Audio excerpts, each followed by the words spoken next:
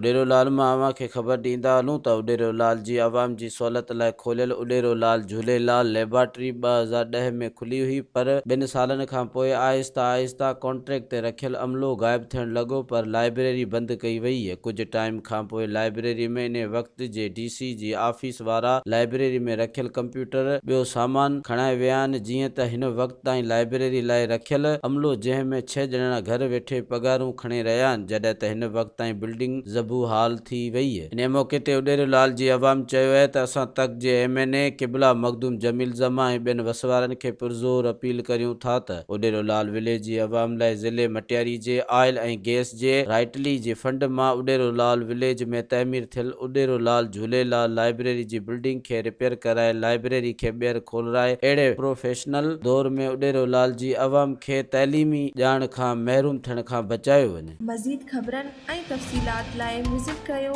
असांजी website www.awamiNewsHD.com ऐं ॾिसंदा रहो अवामी न्यूज़ HD।